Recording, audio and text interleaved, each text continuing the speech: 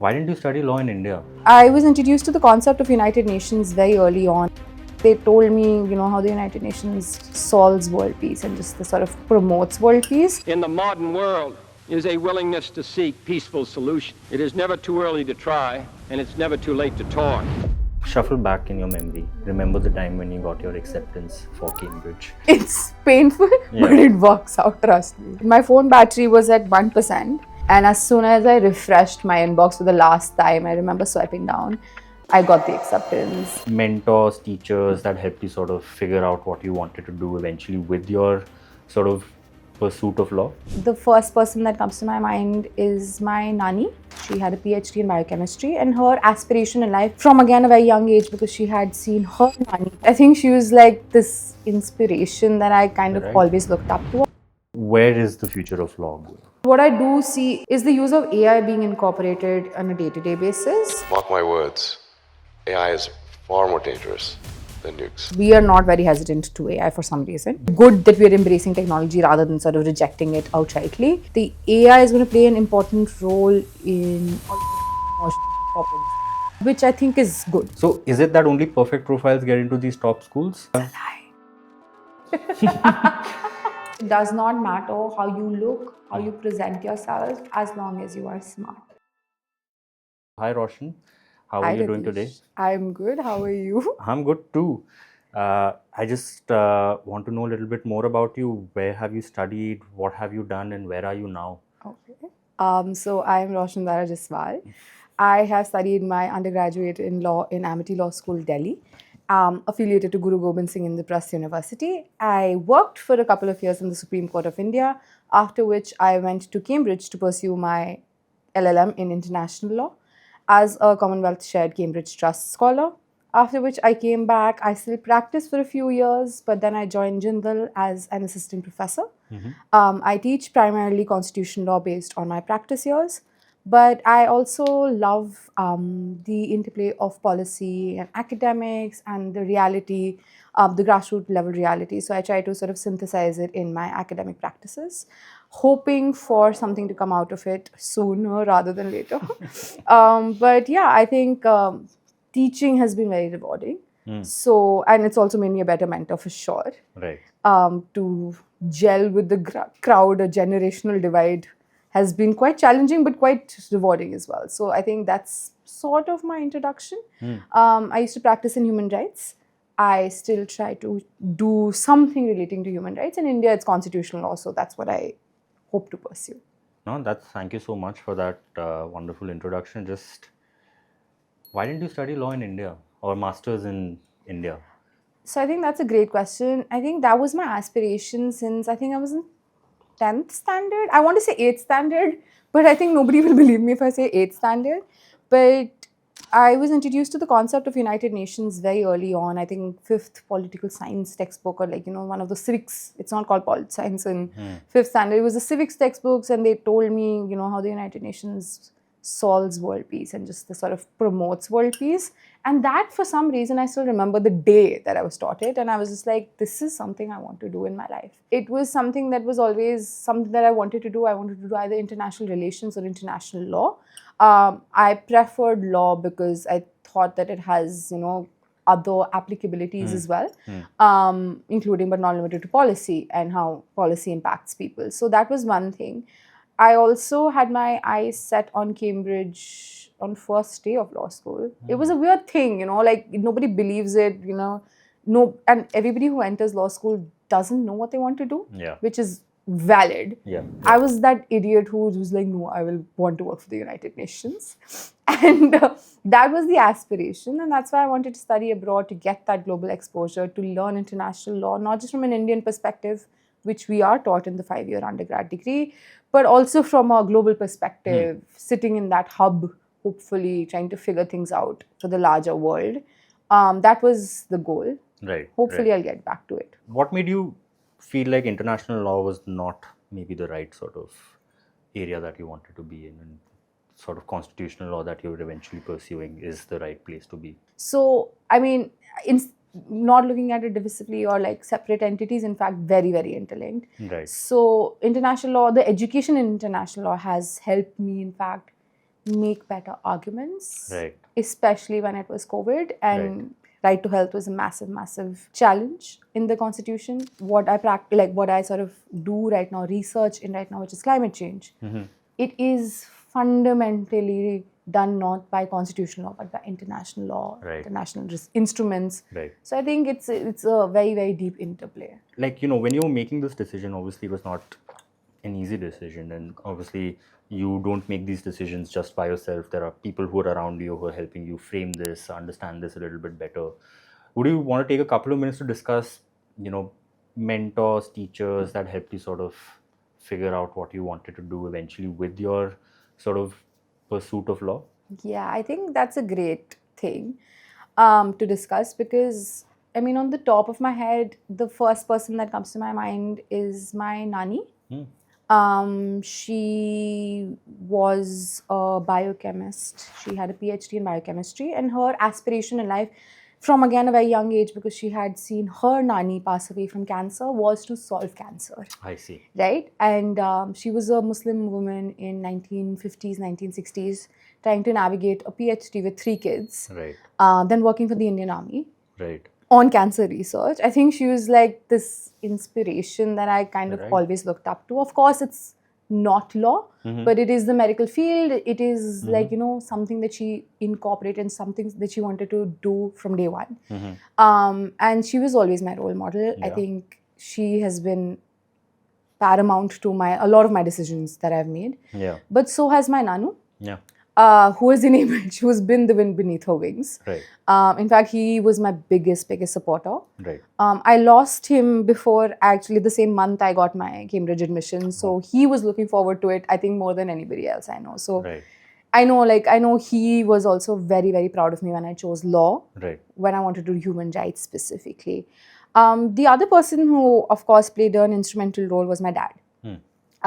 We had spent a few years abroad in the Gulf, and that way of life sort of inspired us to, at least seek an education abroad. And in fact, it was his aspiration, even at that time when we were at the Gulf, that his children pursue an education in the United Kingdom, right? Because that was an aspiration that he grew up with, or not just even grew up with, he had for his kids. Right. And he wanted to give that life for his kids. Yeah. So, of course, we came back and we didn't know at that time what we were going to do, both my brother and I.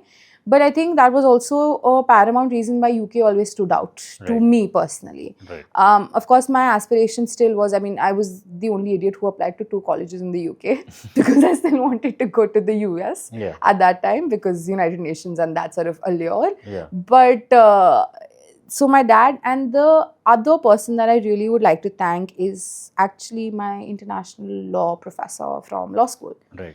She taught me so well. Right. I obviously was very passionate about it, and I'd always read about it, and that inkling was always there. But she sort of solidified it. Right. And her name is Dr. Kavita Chalikal, and she's also provided me with the letters of recommendations. So she taught me so well that, something that was already an interest sort of was just like, yes, I have to do this. Right. And she had the same passion. Right. So I think these are the few people who sort of solidified and, made sure that I reached the goals that I ended up reaching. But Nani sounds like an awesome person. Yeah, she was. Doing what she was doing at that day and age and being really successful at it, that's a tough thing to do. And I guess you can draw your inspiration from your family, and a lot of students I see are very... I cannot stand my parents sometimes. Yeah. I need like an external mentor or a teacher to help me out. But I think your best inspiration and your most important inspirations can be with your family as well. Shuffle back in your memory. Remember the time when you got your acceptance for Cambridge. How was it? Like, what was the feeling? What was going through your mind? How did your parents react? How did your friends react? I had actually gone to visit my best friend in Lucknow. Her father was posted there. Right. And I had gone with another friend of mine. And of course, the admissions were rolling out, and a lot of the online portals were hubbing with the acceptances or rejections. And I hadn't heard back. And it was a very daunting sort of experience. But I remember my battery was at 1%. And there was no like charger next to the bed. Phone battery, Yeah, not your phone. battery. No. My battery, I think, was running in minuses for months after the application. So I remember I was sitting next to a floor. Like, just can you imagine if this wall is there, right? That charger point was there, so that I was sitting right next to, just to make sure that thing is was charging, there. yeah. I refreshed my inbox, I think for the last time before just like calling it a night, because it was 10:30 p.m. And I knew by doing the maths that it'll be like sort of closing time in the UK. And as soon as I refreshed my inbox for the last time, I remember swiping down, I got the acceptance. And my friends were fast asleep. I woke them up and they were just like, okay, yay, okay, now we're going back to sleep. I think my dad was almost crying because my brother had also received an acceptance. Like both of us applied at the same time for his masters. So I think it was a very, very happy day for our family. Right. It was 28th of February, I remember very, very correctly. So which scholarships did you apply for, and which one did you eventually become successful with? So I applied to a lot of scholarships. From the top of my head, I don't even remember. But I applied to the big ones like in lakhs. And yeah, I mean, I didn't expect, but yeah, I kept at it. Yeah. Because I knew I had a good profile. I didn't know how much of it was actually going to play out. So which scholarship did you eventually become successful? So Cambridge asked me to fill a very, very extensive form, and I did the form, and it was as big as basically having 7 SOPs. Like they really wanted to know what you wanted to do, like 1-year plan, 5-year plan, 10-year plan, what have you done, etc., etc. So it was a very, very intense form. I filled that up. And it ended up being like an acceptance. And my dad that day full-fledged cried. And I don't think he's even embarrassed about it. He loves telling this story to everybody. He cried so much and he's just like, he was so proud. But yeah, that was the scholarship I eventually ended up getting. It's painful, but it works out, trust me. But now that you've gotten the scholarship, you've gotten on the plane, you're at Cambridge, what was that like? Cambridge was a dream that I think I have had to work consistently at least for 12 years at that time. Right. Like it may not be a Cambridge, it may not be a Harvard, it may not be an Oxford, like sort of crystallized, but I knew I wanted an education from abroad, and it felt like all of the hard work was worth it. Cambridge has its own charm because you have these formal dinners and it is like what you see online and in those folklore tales that you have Hogwarts-esque colleges that have those fancy dinners that you go to, those fancy balls that you end up attending. Christmas is a huge deal because it's in a very, very dark time, like literally, not metaphorically. And so they light up everything. Right. So it just feels much better. Right. Yeah, Cambridge is like, it's that idealistic, picturesque town that you would love to spend time or your like educational years in. And it's also a young town. So it's a lot of fun to just be randomly cycling because cars are not allowed in a lot of those streets. Interesting. I don't know if you've seen 3 Idiots, but there's that he says that there's information everywhere. It's just up to you to sort of absorb it. That's what it felt like. Right. Couple of things I'd like to double click on.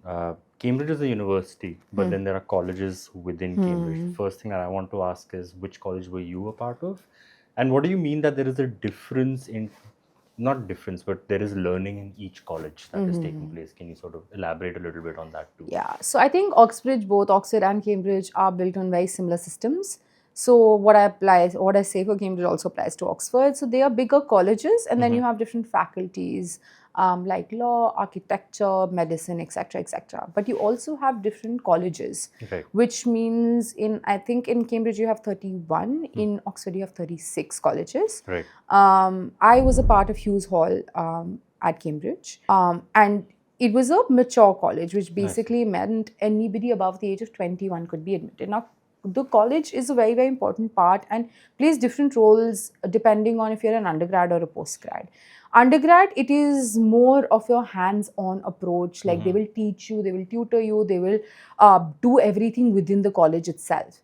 But if you're a postgrad student, college is also where your family resides. So it's also a residence for you. Oh, okay. And where your family, as in like you, who you live with, sort of matters the most. I mean, this is more for my Gen Z people who are maybe listening to me. But Stormzy used to. Oh, really? Yes, he has a scholarship. So he promotes African British scholars at Cambridge. Interesting. That's very interesting. In fact, he got an honorable doctorate this year from Cambridge. Oh, wow. So, like I said, it's from Stormzy to maybe a Shashi Tharoor to maybe a Rahul Gandhi, all used to come to Cambridge. And this is obviously the Indian people that I'm talking about, but there were a lot of British, or not just British, like worldwide important people used to come. I mean, Stephen Hawking was a professor at Cambridge. I see, yeah. And till he passed away. Coming to that, like, you studied in India at your undergrad level, then you went for your master's. What were the key differences that you saw between what you were being taught at undergrad level and postgrad level? And let's sort of balance out, you've matured and you have more knowledge and you're not looking to, do undergrad things in an undergrad degree. What were the teaching styles like? How are the professors different? I think that's a great question, and I think I can also contextualize it since I'm on the other side of things at a university now. Attendance was not compulsory, which was fantastic. I mean, I know as a professor, I have had deplorable attendance when attendance was not mandatory. That was not the case there, right? It wasn't a requirement. It wasn't something that was forced down your throat. You wanted to come, you come. You don't want to come, you don't come. There's no spoon feeding for that. Yeah, there was no spoon feeding. And also, I think that helps sort of build a maturity in the students to make their own decisions and be like, okay, this is important for me and this is not important for me. And certain days I don't want to go, but I can sort of catch up on it on another day. And exactly. So yeah, that's a pretty cool thing. But apart from that, also there was a lot of, I would not say independence. Your professors were like colleagues. They won impressive awards. They won millions of dollars of like funding and everything, but they would still be very, very human and very approachable. So your idols were very close to you, and you saw the humanity in them. And I think that was amazing because the way that education is, and I don't mean my university currently because that's a very different ball game. But a lot of what I've seen in education, especially in my undergrad, was you have to listen to me and you can't challenge me. There you were constantly asked to challenge the professors, the readings, what you were spoon-fed or what you were asked to read before class. You had to challenge. Otherwise, what are you here for? Correct. Yeah. When learning becomes fun, and learning is always treated as such a boring thing. I have to learn, I have to read, I have to write. Tedious task. Tedious task. But it's not that, I guess, and that's pretty good. And I guess that sort of helped you figure out how you would want to be mentoring kids, teaching kids. 100%. I think a lot of the way I was mentored, and I don't want to talk about the bad mentoring that I received, but I also wanted to course correct because law is a brutal field. It's a brutal field, especially if you want to do litigation or corporate, by the way. It's like sort of universal everywhere. You're not treated well. And that is a universal phenomenon. It's not a unique to me situation.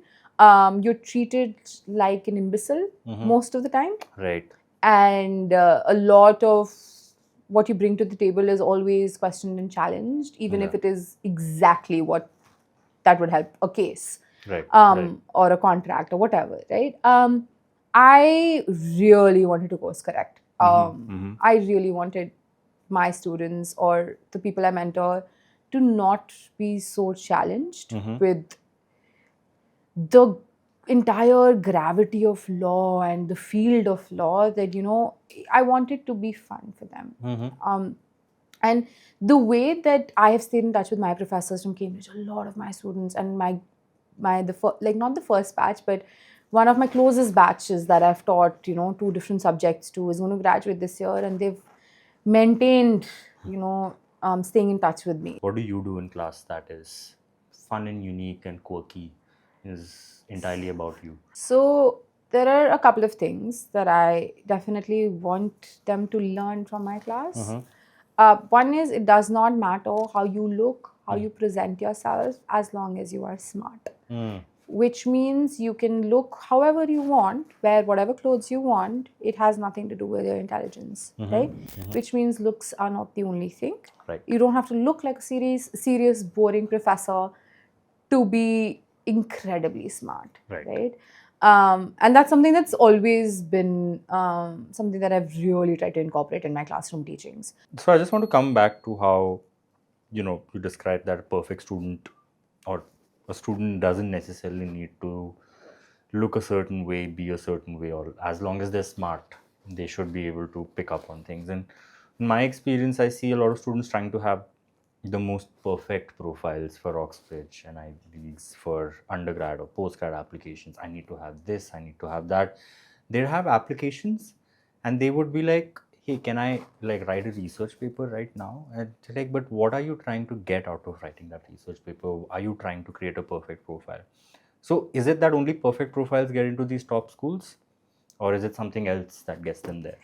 I think there is firstly no such thing as a perfect profile, and that's saying after mentoring for 3 years, teaching for 5 years, doing my own application process, helping my friends and family get to where they have eventually ended up as well. There is nothing called the perfect profile. It is what is perfect, or I would say authentic to you, right? And I have faced the same sort of problem with a lot of people where they're just like, no, but should we write a research paper? Should we do this? Should we do a course? Should we? And I'm like, no. Yeah. First, tell me what you've done till now, and then we will see if what figure you it need to out. do, right? And a lot of them are very pushy when it comes to it because they think that they know better. Now, my thing or my advice, and a lot of people also end up submitting the perfect SOP draft to me. And I get so confused, right? My first thought is now not, whoa, like what a great profile. It's of confusion. If your first draft of your statement is not heavily redlined or heavily edited, that means you've done something wrong, right? You have basically what you've done is, in my head, always one of two things. One, you've used AI, right? And it's very apparent. Yeah. As a educator myself, I use AI very regularly, so I know how AI writes and types, and I'm very familiar with its language. And it's also something that we are attuned to sort of focus on. But the second thing is that you have basically tried to sell yourself in the best way that you know how. And that means that it's not authentic to you. It's not you. It's genuinely not you. It's basically what you think will sell. Yeah. Or what you think that they will buy. Right. So either one of two things happen. And this idea of a perfect profile rarely exists. And Yeah. in my head, I think there have been a few kids that I have genuinely, enjoyed working with. But even those have had a great, the people that I've actually had a lot of fun working with are the people who started from scratch and actually build it up from there. So you can see the progress happening. Yes, because they've seen also not just that, just they've put in the effort. Yeah. Yeah. Which means that they've not sort of relied on things to just sell themselves or just to be the perfect goody two shoes. They've shown vulnerability on paper. They have shown that they failed on paper. Yeah. They have shown that they are not the best at certain things on paper. In fact, some of their letters of recommendations have also said that, which I think shows that you're human, you're not a robot. They don't want robots. If they wanted robots, most of these universities can make their own robots. Better. And much better, yes, for sure. Let's forget the perfect profile. There are, like you said, something about in what kind of courses can we do, what kind of, let's say, research papers can we do, and obviously that depends on what a particular profile should look like or what a particular profile of student can do or cannot do. But are there things, let's say, within when you want to study law at both undergrad and postgrad, things that you should be doing as courses, things that you should be possibly doing as extracurriculars? Okay, so let's start with two types of students that we can help mentor, right? One is that they know exactly what they want and exactly what they are looking for, whether it's an undergrad or a postgrad. They're like, okay, I want to do an undergrad, to do a pupillage, or to do a solicitor's exam and then just practice, and this is what I want to do, end of discussion. Or I want to do an undergrad, postgrad, doctorate, this is what I want to focus on. Or I want to do a postgrad in this field, I know exactly what I want, okay? Yeah. That's one type A type of a student, right? And then you have type B, and I don't mean the type A and type B in terms of individuals, but just like one category of students. The second category is like, I want to go out, I want to see what's out there, I want to figure it out, right? Now, a profile would look very different for both of them, right? And I can talk about it in terms of an LLM process or even an MPP or an MBA process, right? They do, all three degrees have certain degree of specializations within them. Yeah. So if you have a type A type of a student where they know exactly what they want to do and they know exactly the specializations that they're looking at, then the profile building will have to cater to what they want to do. Correct. Right? Which means that if you want to do international law or you want to do, let's say, corporate law, right? Then publishing a research paper is not going to help you a lot. You know what I mean? Yeah. They don't care. They about it. don't care, right? Doing great matters at wherever you're working at, which are dealing with commercial law, yes, 100%, right? Maybe writing a blog post which is more accessible might work out much better than a research paper. Right? Now, if a person wants to go to academic route, sure, research paper makes more sense. Right?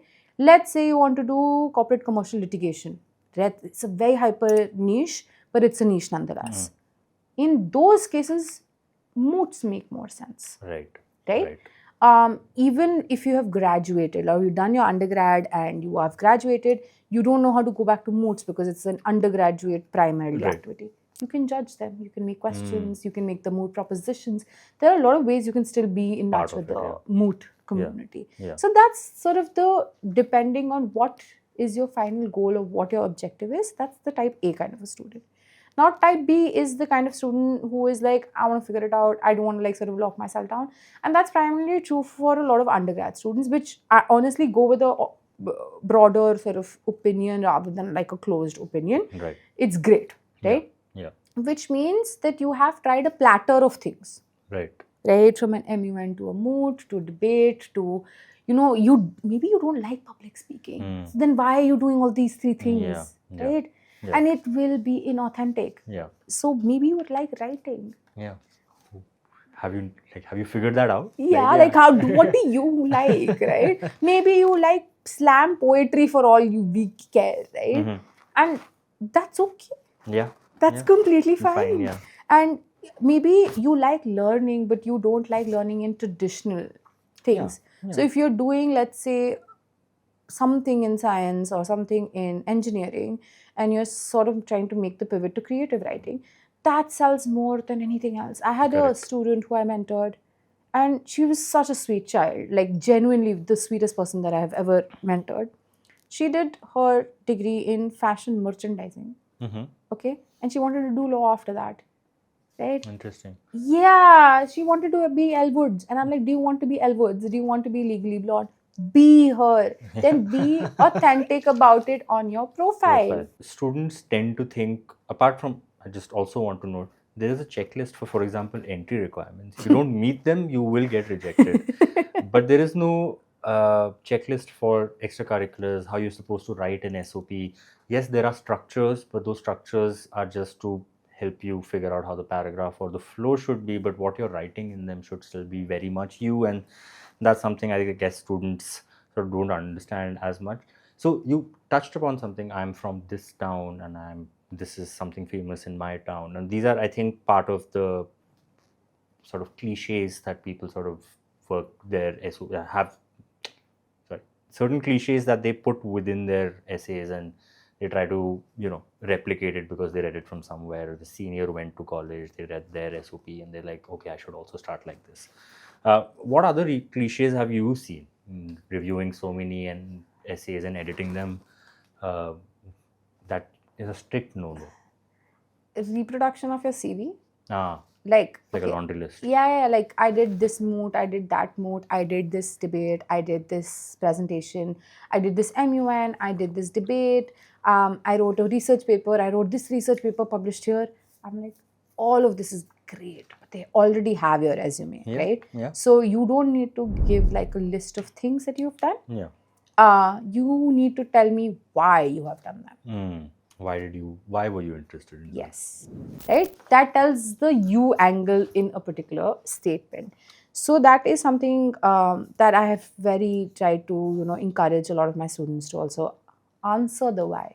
They don't do that. They can't do it Can't. because I don't think they also know Yeah. that they have done this for a particular reason, Mm-hmm. and that's fine. But if you have not done it for a particular reason, it does not require more real estate on your SOP, right? Correct. Yeah. So you need to prioritize. You can do 50 things. Perfectly fine. You can be the type B student. You can be exploring. But you don't need to mention everything. And if you're not doing it consciously, then what's the point of doing those 50 things also? But what do admission officers look for, apart from the authentic angle, from who you are, what you've done, and why you want to study? Is there anything else universities are looking for in a personal statement or in an essay? I think they would like to see what your goals are. I I see. mean, like future goals, even Yeah. if they're not fleshed out, that's fine. Yeah. Right? Yeah. You don't have to have a 5-year, 10-year, or 20-year plan and I want to become the Chief Justice of India or I want to become like, I don't know, Prime Minister of India. No, it's okay. You can have very realistic, I want to open my own practice. Yeah. Right? Or I want to be able to do corporate law. Mm-hmm. A lot of, for us, I don't know why we are so ashamed of admitting that money is our biggest motivator. Yeah, I really don't understand that. It's become more and more like a Taboo. Yeah, it's a Yeah. bad thing to want to earn money. No, but you're doing a job to earn money, to have things, to live a comfortable life. And everyone, the economic mobility is important. They just want to steer away from that. And the idea that you have your ambition could be like you want to start a practice, but you don't start a practice. The college is not going to go verify whether you started a practice or not, right? Of course not. You can have confusions, you can have changes in decisions, but what you feel at that moment is something that you want to do. Mention that, and at least there is at least a connection to what you're trying to say overall as well. Struggles, I guess, across the board for any kind of field mentors will face for essays and personal statements. And I think avoiding these cliches is supremely important. And Yes. at Rostrum, we can help you with that too. Either way, and is there any other aspect of the application apart from essays, the extracurriculars? Are there interview elements to law applications or? I think the undergrad does have certain elements Yeah. for the interview process. Postgrad, not so much. Not so much. Okay. They are very text heavy, like whatever you submit, they sort of take your word for it. Of course, scholarships, again, a different ball game altogether. And they range from technical knowledge to, Right. again, your motivations for it. And how do you add to the community? Now, this is a thing that not many people incorporate on the get-go. Of course, I work with a lot of the students to be able to incorporate. How are you giving back to the community? And when I mean the community, I don't mean the world at large. You don't have to all be doing human rights and public interest litigations or all of the like public policy work. You don't have to, be doing any of that. Be a lamp fellow. No, you don't have to do any of it. Yeah. How do you give back to the collegiate community that you are aspiring for, right? Yeah. Like, how do you add value as a member of that college community when you are in that community and when you exit that community? So they're looking at assets. They're not looking at people who just come for an education and then dip, right? They're looking for people who actually fundamentally want to contribute to the community itself. So that's also very important. And like I said, that can be as simple as, making money, giving them money. That's okay. They will love you more than anything else. So don't try to be like, oh no, I want to do philanthropic work. That's okay. It's fine. You can be your own person. Maybe you just want to like create art there. That's fine. Yeah. But just tell them. Yeah. Yeah. Community building can be different. Yeah. From It looks different different. angles, yeah. Exactly. And so, where is the future of law going? The future of law looks very different in the country that you're in. Okay. I can see a surge of public interest litigations in the United States, which are challenging the status quo that's prevailing, using the Constitution as its sort of anchor. Whereas in the UK, I still see a surge of global economic sort of mergers and acquisitions, not so much public interest stuff. To be very honest, they have a very established sort of quorum. They don't need to sort of mess with the system. So I don't see a lot of public interest matters being taken, or at least taking the center seat. In India, again, it's going to be a mix, but a lot of ideally what should happen is not happening, which is again should be public spirited individuals coming to court and fighting for their rights. But what I do see is two definite trends that I at least hope for, I guess. But do I see is the use of AI being incorporated on a day-to-day basis. We are not very hesitant to AI for some reason. Yeah. And good, like we're good that we're embracing technology rather than sort of rejecting it outrightly. So I feel that the AI is going to play an important role in a lot of your commercial corporate disputes, or not just disputes, but like transactions and that, which I think is good. The second thing is climate change. Now, I feel the only people or the only sort of organ of the government that is going to play a pivotal role is going to be the judiciary across the globe. And it's not just in India that I'm talking about. I know the Supreme Court is like a harbinger of all of your fundamental rights and human rights and health and climate-induced issues. I think that's going to take over primarily of the litigations, either directly or indirectly, in all over the world. Right? It's going to range from what we're seeing in today's monsoons to what we will see in the winter, to the massive heat waves that we will have. So like I said, it will not be maybe directly sort of pointing to climate change, but a lot of displacement is going to take place. And it is going to be climate induced. And the judiciary is the only organ across the globe that can hold the public office accountable for taking care of its citizens. Now I want to move away from law for maybe 2 minutes. I want to know more about you as a mentor, why you decided mentoring would be something that you wanted to take on the side, on top of you being a professor at a university. And can you share a success story of a student that you really enjoyed working with? And we don't have to discuss the wins of, let's say, the college results. You can if you want. But I just want to understand what made that process fun for you. Okay. So when I was applying, I didn't have a lot of help. I had two people sort of vetting my SOPs, but the procedural integrities were a nightmare. So I started off by democratizing and sort of simplifying the procedural aspects of the whole process, that I had to sort of first-hand do it for myself, right? And the inspiration actually comes from my time at Cambridge, which is very weird. But I actually reached Cambridge and I realized that I think out of a cohort of 14 Indians, I think 5 or 6 of them were from my school. So different batches, right? But same school, right? Out of 14, 11 of them were from Delhi. I see. NCR, right?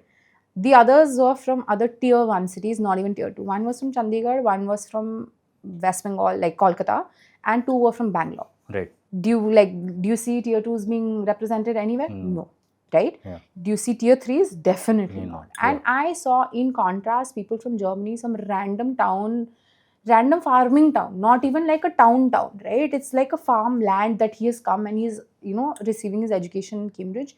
I don't think that we can see that here, right?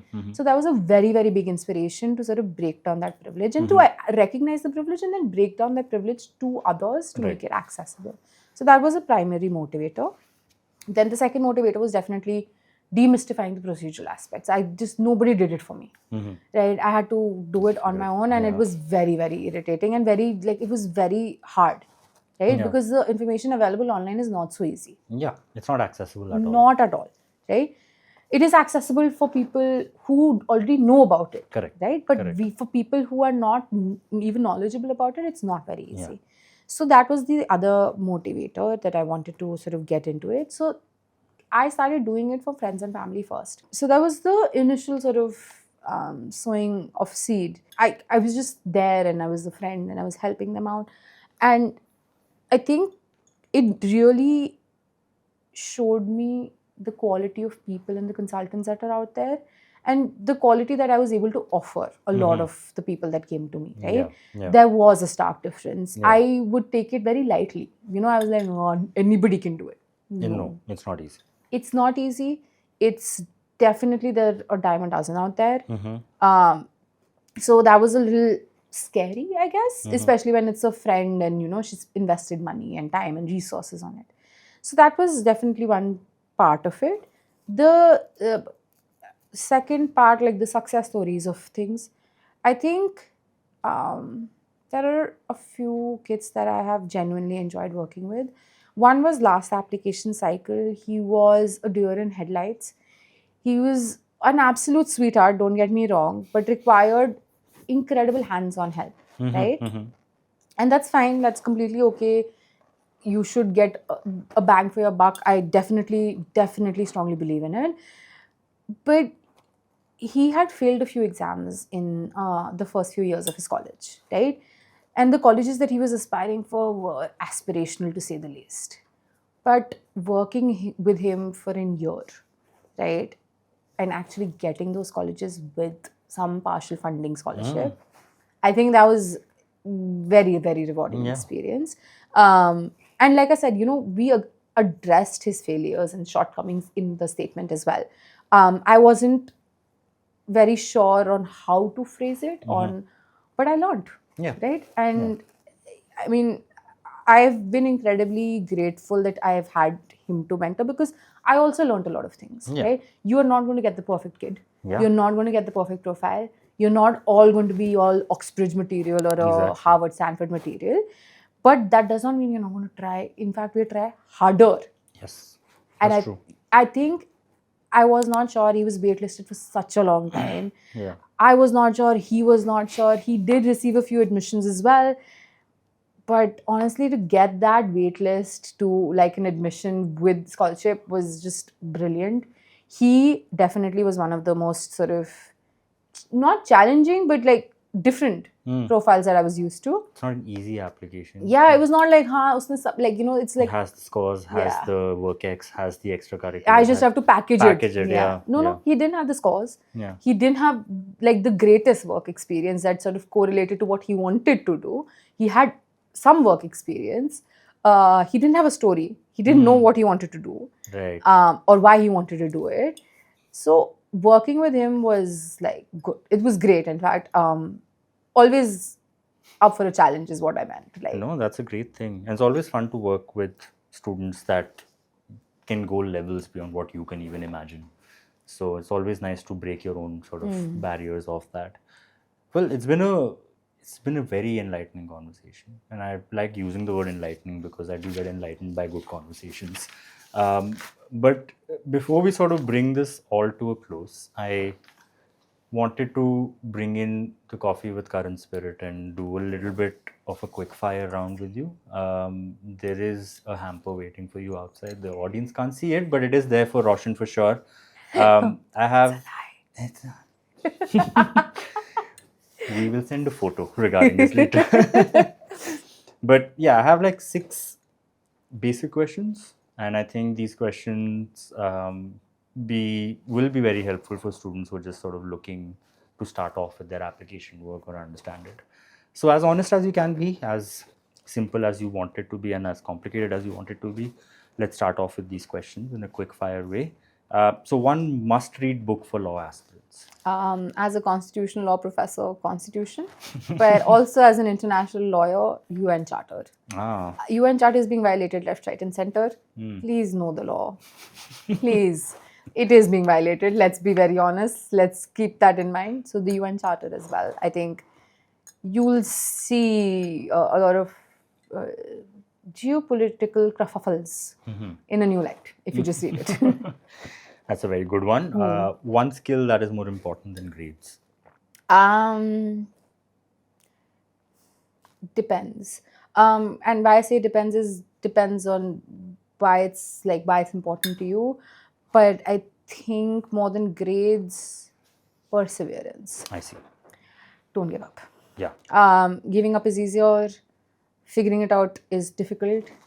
But once you figure it out, trust me, there's no greater joy. Yeah. So just keep consistency and perseverance. Like keeping at it is take breaks, take your mental health breaks. Not saying that, but don't give up ever. Yeah. The second you give up, you lose. Yeah. That's my always that's a saying that I always abide by. You can take your breaks, you can restart, refocus any number of times, but you never give up. So that is something that I would say would be the best skill to have. Yeah. Cool. One big essay mistake to avoid. Stop trying to sell yourself, or stop trying to sort of appease somebody. Stop trying to show that you're goody two shoes. Stop trying to cater your profile or your story to an audience that you don't even know. It's a very valid point. Yes. One underrated extracurricular law school secretly loves. Something that's not related to law at all. Polo riding. I don't know how is it called polo riding? Polo, like the horse polo. Yeah, horse polo. That one. Marathon running, I guess. Tennis, right? Something that genuinely is not like debating, MUNing or mooting or rewriting a research paper. That's all co-curriculars, right? Showing that you have personality. Apart from just law. Yes, photography, spoken word. Yeah. Sounds hard, but There needs to be a hobby outside. Yes. Yeah. Have a hobby. I think that's the best thing. I fund like a fully 100% agree to that. Yeah. Just needed. Okay. One legal issue every student should know about today. The violation of the Indian Constitution that's happening on a day-to-day basis in various forms. I don't mean only sitting in Delhi and talking about dogs and the NCR issues in terms of Gurgaon waterlogging. I genuinely mean, and this is accessible to everybody, right? The Constitution is being violated in various forms from the grassroots up, right? That I think is context depending or dependent on where you are. So I think it depends. So if you're in Bihar, there is some other issue that's at play. If you're in Delhi, there's some other issues. So just maybe localizing that would be better than me giving one number or one thing to be focusing on, I would say. And you can stand on different sides of the argument, but still be vocal about it. That's a great answer. So last thing that I'd sort of share is also, something that I have realized, at least in my experience, that you don't need to start your undergrad with law. You can start it with other fields and then come into law. Just last statement on why non-linear careers are also supremely important given today's world. You don't have to do an undergrad in law, postgrad in law, PhD in law, work at a law firm. Is that really necessary to do? Non-linear careers are in fact more rewarding and help you think about the law in various ways that you are not used to. It was great having you, Roshan. That was a very powerful message that you have sent right at the end. And non-linear careers can be more empowering than confusing. And thank you so much for having this conversation. And I hope it clears many doubts for many aspirants that are there. And we'd love to have you here, and your hamper is outside, so don't worry about that. Thank you, Ratish. If you liked what we just spoke about, please do like, subscribe, and follow us on Instagram, YouTube, LinkedIn, and any other social media channel that exists, because we are everywhere.